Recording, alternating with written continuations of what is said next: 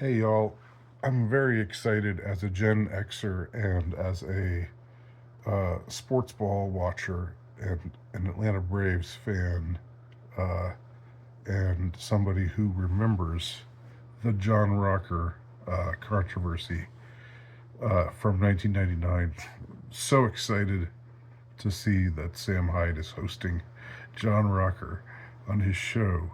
Uh, haven't watched the interview yet, but I can tell you I had a veritable sportsgasm, um, sports ball gasm when I saw that.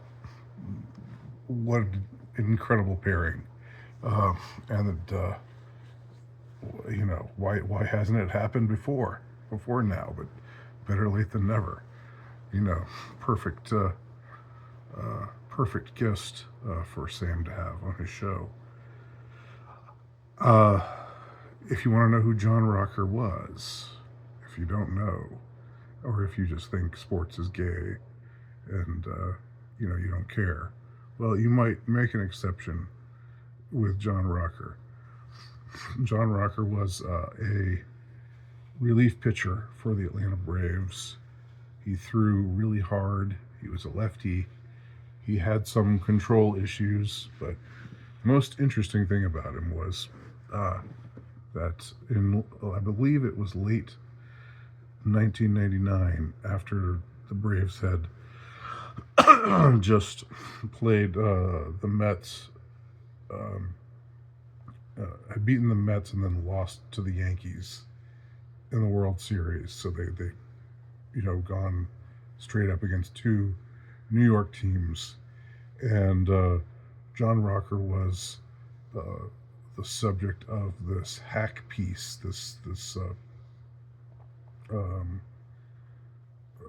this hack job, this attempt to demolish him, uh, just because he uh, he was open about his ideas and open about his opinions concerning New York and concerning uh, immigrants and other things. Uh, so let me try to find the exact quote from the Sports Illustrated article that caused so much of a ruckus. Okay, here we go.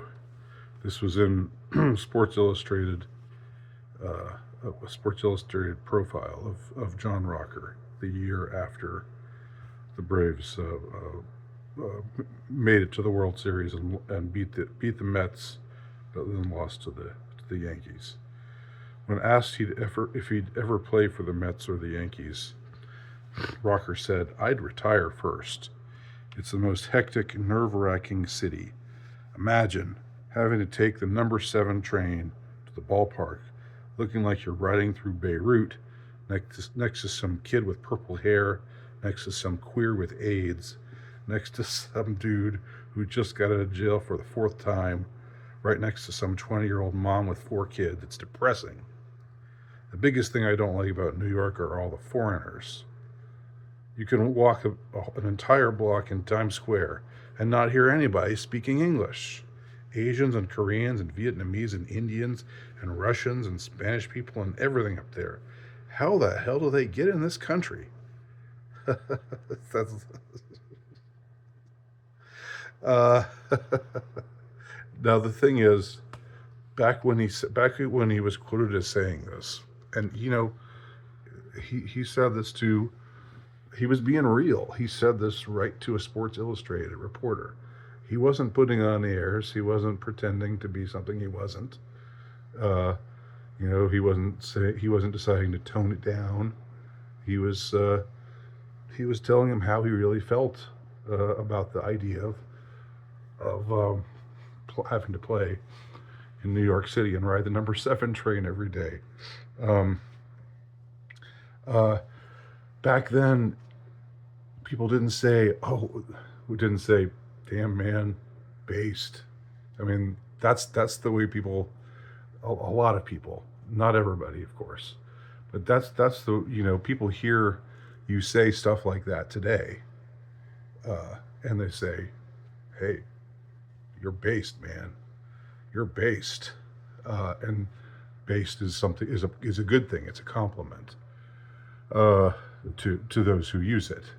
But back then it was just uh, all anybody did in reacting to the quote was virtue signal. All anybody did was say, "Oh, what an ignorant, racist redneck!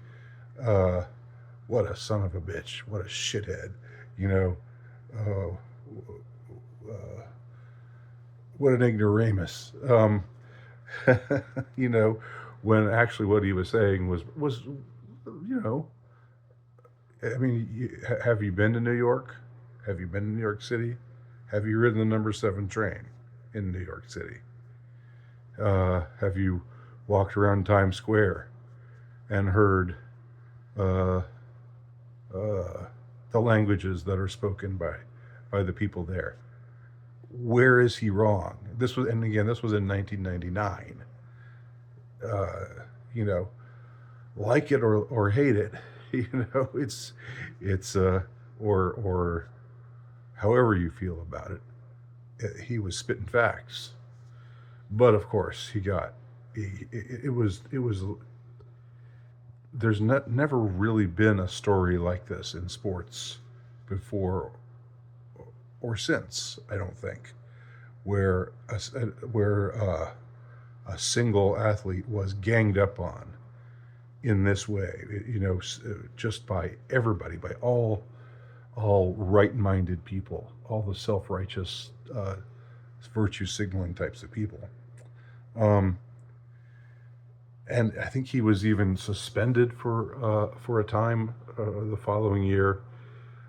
But the thing is, when he came back, uh, when he was, you know, and he got grief from some of his teammates. Some of his teammates were talking him were taking him to task. You know, they could have at least said no comment, because, you know, don't you know, he's on your team, you know, even if you don't like what he said about New York for whatever reason. Um, but uh, but he gets introduced for the first time, comes running out from the bullpen, which is his trademark thing. He would sprint out to the mound from the bullpen, and a roar went up, a huge cheer went up from Atlanta Braves fans, and the self-righteous virtue signaling types were all so shocked and appalled. What are these people doing? Why are they cheering for him? How could they do? How could they show support for somebody like this? How could they? Um, and you know, it got really bad. It was like, you know, there was so much hostility. I mean, he got support from the home fans and probably from some other some fans in other cities as well. But of course, when he went back to when the Braves played in New York again, you know, they were all, you know, the New York fans were already you know, they already have the reputation that they have, and so yeah, it got really really ugly, and it's never I don't think I've seen a story quite like that since then in sports. I mean, there have been other people who've been canceled, and I don't think John Rocker was the first to get canceled. You know, political correctness had been around by that time, had been around for about a decade. And but I also remember that Colin Quinn, who was he was doing the news segment of Saturday Night Live at the time. He read out the quote that I just read a few minutes ago of what John Rocker said, and then his response to it was, you know, I'm not saying I like the guy, but he's obviously ridden the number 7 train. So basically saying he's right. John Rocker was right. And so good on Sam to have him on the show. And God bless you, John Rocker. You know, nearly 30 years later, from an Atlanta Braves fan from way back.